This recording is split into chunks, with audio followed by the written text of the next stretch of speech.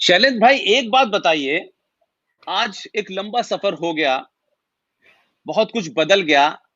जिन अधिकारियों ने आपको कंप्रोमाइज करने, बी प्रैक्टिकल होने, जीवन बर्बाद हो जाएगा, परिवार बर्बाद हो जाएगा, समझदारी दिखानी चाहिए, क्या कभी उन्होंने, आज आप 17 साल के बाद, कभी उनसे आमना सामना हुआ? कभी वो आपसे नजरें मिला पाए, या आज भी उनके उनके उनके उनके वही तौर हैं, वही तरीके हैं, या उन्हें कहीं पछतावा होता है, या वो जब आपको देखते हैं तो कोई ग्लानि होती है? आज 17 साल के इस जीवन में जब आज आप उन्हें देखते हैं, या कहीं किसी से मिलने का, किसी मौके पे, किसी जलसे में, या कहीं आपसे मिलते हैं, कभी ऐसा आमना सामना हुआ? देखिए, मैं उदाहरण से मैं आपके सामने समझाता हूँ। जब ये घटना हुई, मैंने रिजाइन किया, तो हमारे पुलिस विभाग में बहुत से शुभेच्छु थे और लोग मिलने आए। रेजिग्नेशन स्वीकार होने के बाद भी मिलने आए। और आपको जान के आश्चर्य होगा कि उन लोगों को बुला बुला के फोन से कहा जाता था कि शैलेंद्र से तुम लोग मिलोगे तो तुम लोग का नुकसान हो जाएगा, शैलेंद्र से अगर तुम लोग मिलोगे तो तुम लोग का नुकसान हो जाएगा। इतनी सख्ती की गई थी। एक दूसरी घटना बताता हूं।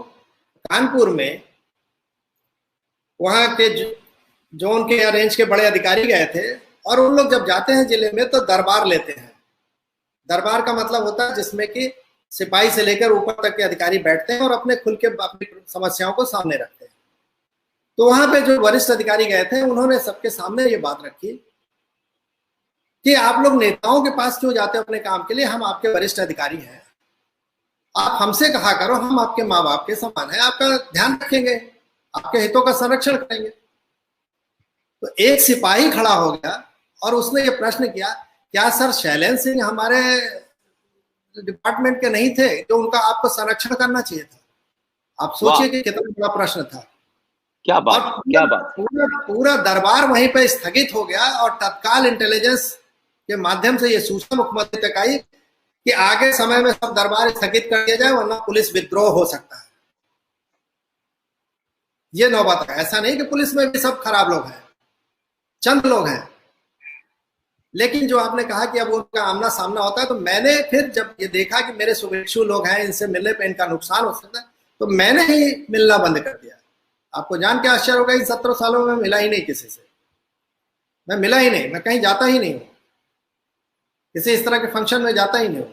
हाँ, सामाजिक कहीं समारोह वहां गए तो मैं गया, तुरंत सम्मिलित हुआ, लोगों से मिला जुला, चला आता है। लेकिन इन लोग से मैं नहीं मिलता हूँ, और क्या मिलता हूँ। शैलेंद्र भाई, मेरा आखिरी बस प्रश्न है, ये प्रश्न नहीं है, क्योंकि मैं समझता हूं कि आप जिस मानसिकता से और जिस हालात से गुजर रहे हैं, उसमें एक आपको थोड़ा सा संतोष भी होगा। आज आपके सामने बहुत सारी चीजें हैं, भावुक भी आप हुए, लेकिन मैं सिर्फ ये जानना चाहता हूं, जो एक बड़ा आम भारतीय हमारी जो परिवार का हिस्सा होता है, और हम परिवार को जिस तरीके से डिफाइन, इस संघर्ष में समाज ने, आपके आपके वरिष्ठ लोगों ने और बहुत सारे लोगों ने आपसे दूरी बनाई, आपको मकान नहीं दिया गया, आप एक तरीके से लोगों के लिए अछूत हो गए। लेकिन आपकी पत्नी, आपके बच्चे, इस पूरे क्राइसिस में वो जिस साइकोलॉजिकल ट्रॉमा से गुजरे होंगे, कभी आपको अपने पत्नी की तरफ देखने से, कभी बच्चों की तरफ देखने से एक मन में पीड़ा रही होगी कि मैंने ऐसा क्यों किया, इसमें मेरे बच्चे सफर कर रहे हैं, मेरी पत्नी सफर कर रही है।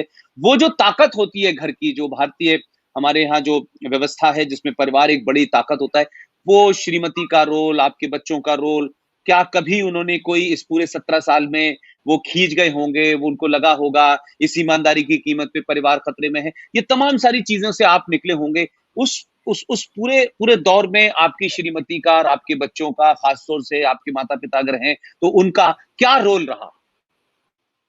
देखिए, मैंने जब सिलेक्शन होता है तो आपको मालूम है कि हम लोग के यहाँ सिलेक्शन के बाद बहुत बड़े बड़े घर से रिश्ते आते हैं, और सिलेक्शन के समय ही मैंने एक रिटायर्ड टीचर के घर में रिश्ता किया था। अच्छा। Retired teacher. और काफी लोगों ने इस बात पर आश्चर्य किया था कि यार तुम्हारे इतने रिश्ते आ रहे थे अच्छे अच्छे, तुमने क्यों किया? तो मैंने इसका उद्देश्य अपने पिताजी से यही डिस्कस किया था। मेरे पिताजी भी डिप्टी एसपी थे। उस समय जीवित थे, अब नहीं है, न माँ है। लेकिन जब रिजाइन किया था तो माँ थी मेरी, पिताजी नहीं थे। तो मैंने कहा था इस बात को कि पैसा आता है जाता है,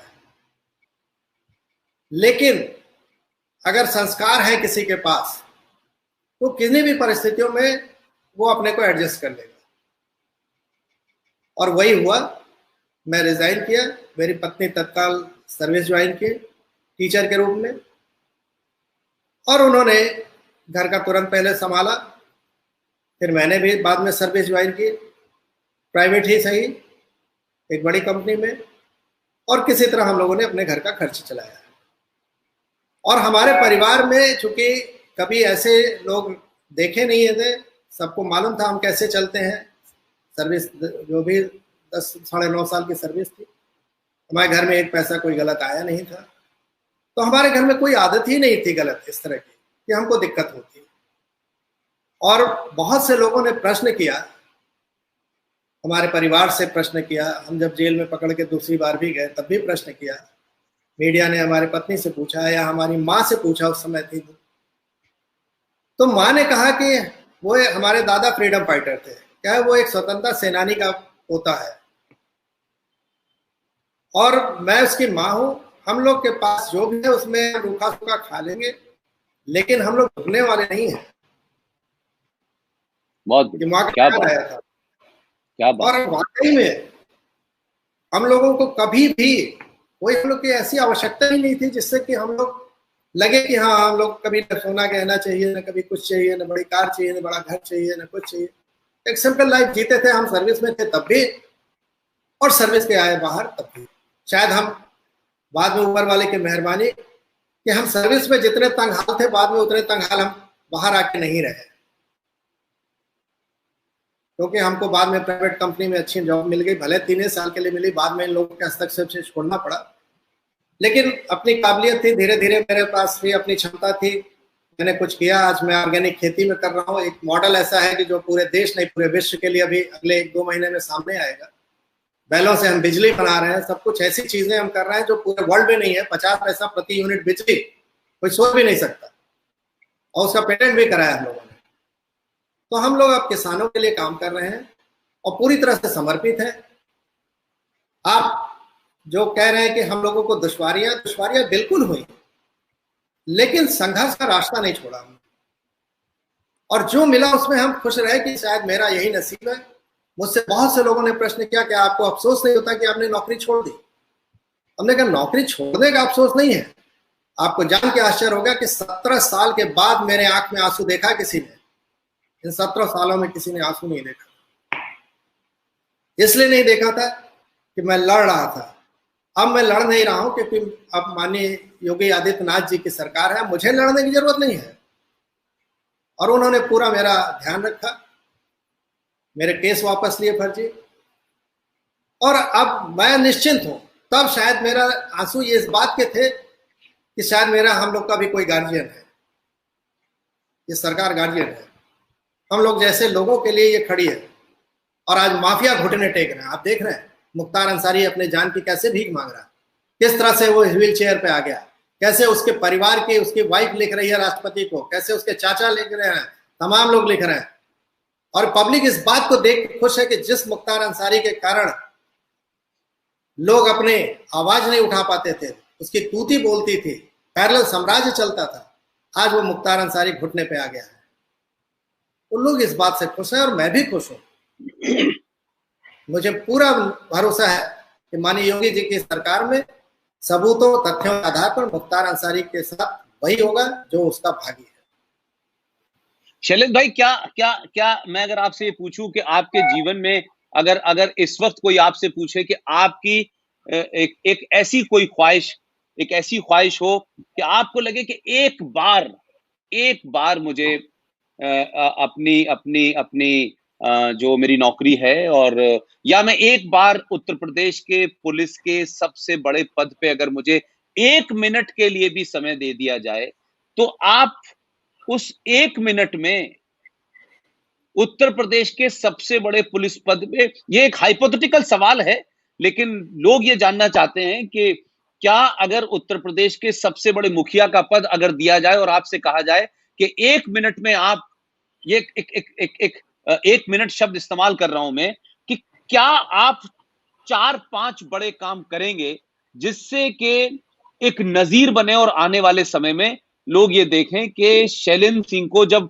समय मिला, ताकत मिली और उन्हें एक चांस मिला, तो वो क्या करना चाहेंगे?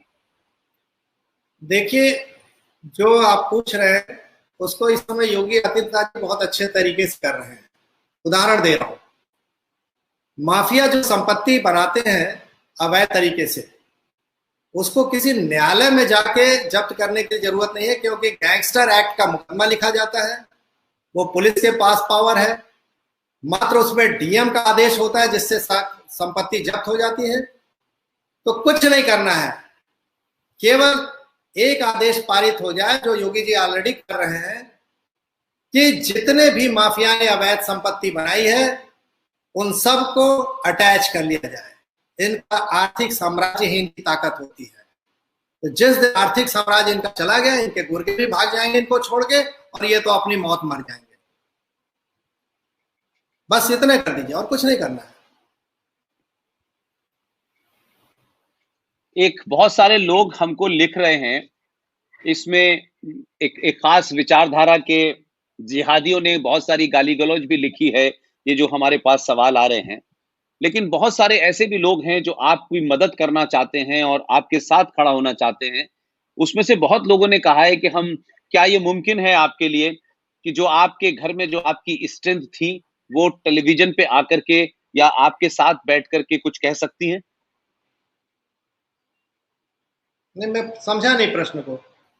प्रश्न ये नहीं है, प्रश्न सिर्फ इतना ही है कि बहुत सारे लोग जो कमेंट लिख रहे हैं लगातार, वो शैलेंद्र सिंह के पीछे घर में, परिवार में जो सबसे बड़ी ताकत उनकी धर्मपत्नी है, वो क्या इस वक्त हमारे साथ 2 मिनट के लिए जुड़ सकती हैं?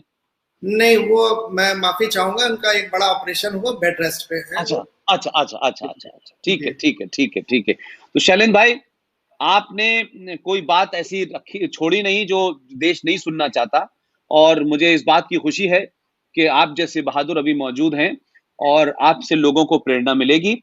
और आप जानते हैं कि मैं 2-3 दिन में हैदराबाद जा रहा हूं, और शायद मैं अपनी स्पीच के लिए कुछ कुछ बातें ढूंढता रहता हूं। आपसे बातचीत करके मुझे बहुत सारे पॉइंट ऐसे मिले हैं जिसे मैं सार्वजनिक करूंगा। और सत्ता बदलती है हमारे यहाँ हर 5 साल में, लेकिन व्यवस्था नहीं बदलती। व्यवस्था परमानेंट होती है, और व्यवस्था में एक बार अगर कोई ऐसा आदमी बैठ जाता है जो उस पूरे सिस्टम को नस्ते नाबूद कर देता है, उन लोगों को बदलना, उन लोगों को एक्सपोज करना भी बहुत जरूरी है।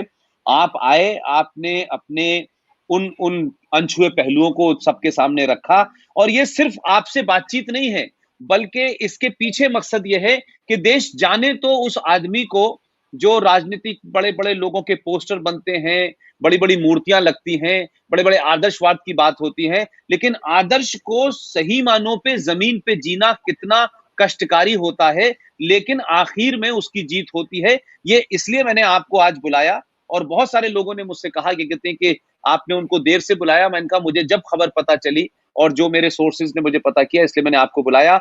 आप आए, और जब भी कभी आपको ये लगे कि आपके मन में कुछ ऐसी बात है, और इस देश का बहुत सारा मीडिया ऐसा है जो एक खास नैरेटिव को चलाता है, खास एजेंडे को चलाता है, इसलिए बहुत सारे आज की डेट में संचार क्रांति ने राष्ट्रवादियों की बात, उन अच्छे लोगों की जो राष्ट्र को बचाना चाहते हैं, जो इस सिस्टम को बचाना चाहते हैं, उनको कहने का बहुत बड़े प्लेटफॉर्म दिया है। आप जब चाहें वी सपोर्ट पुष्पेन पर आप बात कर सकते हैं, आपके मन में कोई ऐसी बात हो, और पूरी बात आप नहीं रख सकते हैं। ये लाइव है, इसमें कुछ एडिट नहीं हो सकता।